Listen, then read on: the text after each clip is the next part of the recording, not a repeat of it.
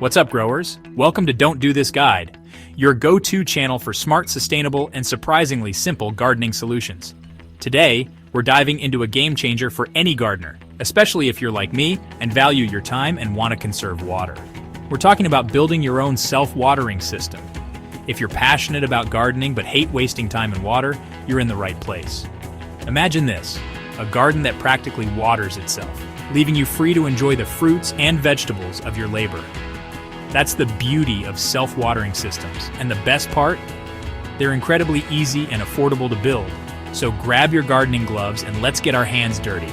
Make sure to hit that subscribe button and let's grow together. Alright, let's talk about why self-watering systems are about to become your new best friend in the garden. First off, they're water-wise warriors.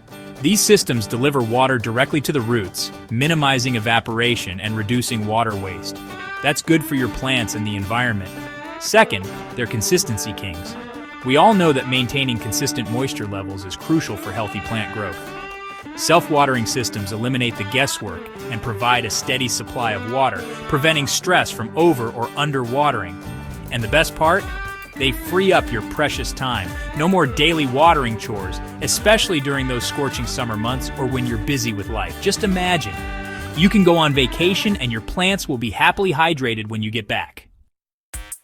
Now, before we jump into building our system, let's geek out for a second on the science behind it. Don't worry, it's pretty simple. Self-watering systems work on the principle of capillary action and wicking. Think of it like sipping water through a straw. Imagine the soil as the straw and your plants as the thirsty sippers. When the soil in the bottom reservoir gets wet, it creates a moisture gradient. The drier soil above it naturally wants to equalize, so it starts drawing water upwards through tiny spaces between soil particles. This is capillary action in action, the ability of water to move against gravity in narrow spaces. But we're giving it a helping hand with a wicking material. This could be something as simple as a piece of cotton cloth or a rope that acts like a superhighway for water, channeling it upwards even more efficiently. So, we have the reservoir at the bottom holding the water, the wicking material acting as the water highway, and the soil and plant roots soaking it all up as needed. Okay, time to gather our tools. Don't worry, we're not talking about expensive gadgets or anything you can't find at your local hardware store or even around the house. One of the best things about self-watering systems is their simplicity and affordability. First up, you'll need a container. This could be anything from a plastic storage bin to an old bucket. Get creative. Just make sure it's watertight and big enough to accommodate your plants. Next, you'll need something to create your reservoir. This is the bottom section that will hold the water. A smaller container, like a plastic bottle or a yogurt tub with holes punched in the bottom, works perfectly. For the wicking material, you have a few options. An old cotton t-shirt cut into strips works great. Or you can use cotton rope, yarn, or even those synthetic mop heads. Just make sure it's a material that absorbs and wicks water well. Of course, you'll need potting soil. Alright, let's get our hands dirty and build this thing. First, grab your larger container and drill or punch a few drainage holes around the upper sides, just below where the top of your reservoir will sit.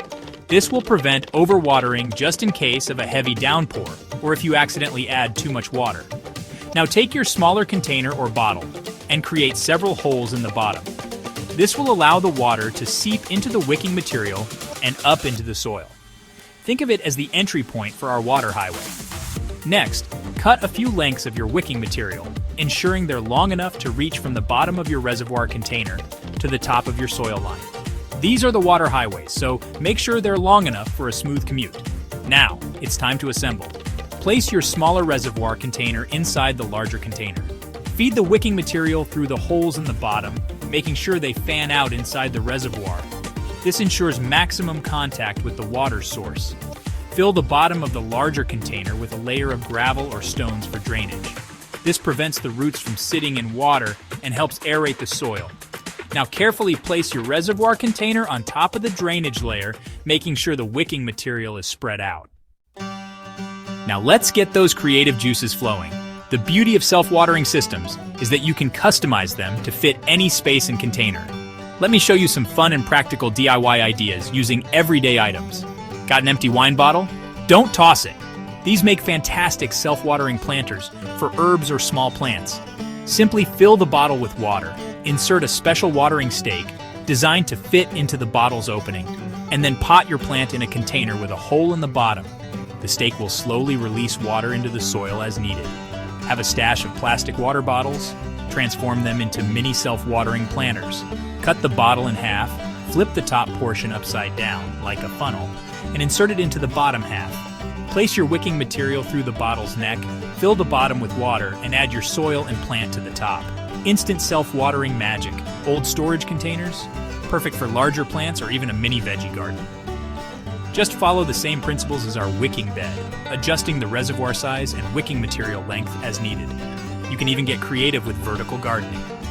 Use recycled plastic bottles, cut them in half, and hang them upside down to create a cascading self-watering herb garden. Alright, so you've built your self-watering system, and your plants are loving life. Now let's talk about some simple maintenance tips to keep everything running smoothly. Remember, even though it's low maintenance, it's not no maintenance. First and foremost, keep an eye on the water level in your reservoir. Depending on the size of your container and the thirstiness of your plants, you'll likely need to refill it every 1 to 2 weeks. A good rule of thumb is to check it weekly and refill when it's about halfway empty. Next, observe your plants. They'll tell you if something's off. If you notice wilting leaves or overly dry soil, it might be a sign that your wicking material needs adjusting or replacing. Over time, it can become clogged or less effective. Speaking of the wicking material, it's a good idea to give it a gentle rinse every few months to prevent any salt or mineral buildup from your water source. This will ensure optimal water flow to your plants. Now let's talk about a few common mistakes people make with self-watering systems and how to avoid them. Forewarned is forearmed, right? By dodging these pitfalls, you'll set yourself up for self-watering success. First up, overwatering. Ironic, right? But even with a self-watering system, it's possible to overdo it. Remember those drainage holes we talked about? They're crucial. Without proper drainage, the roots can become waterlogged, leading to root rot and other issues.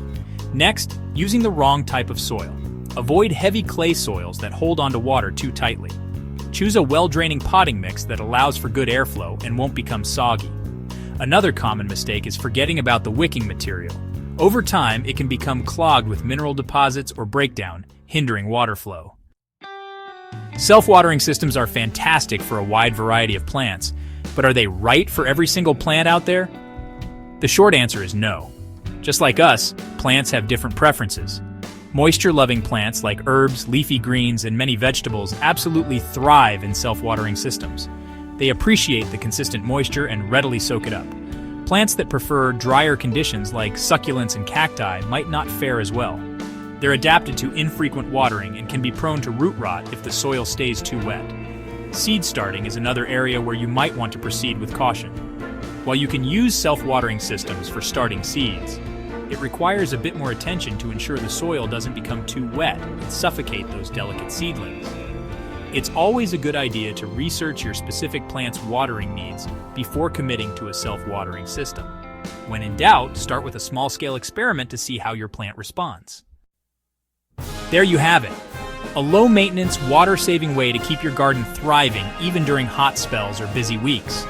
Remember, self-watering systems are all about working with nature, not against it. If you found this guide helpful, be sure to subscribe, leave a comment with your setup ideas, and let me know what you'd like to see next on Don't Do This Guide. I love seeing your creative gardening hacks. Happy gardening!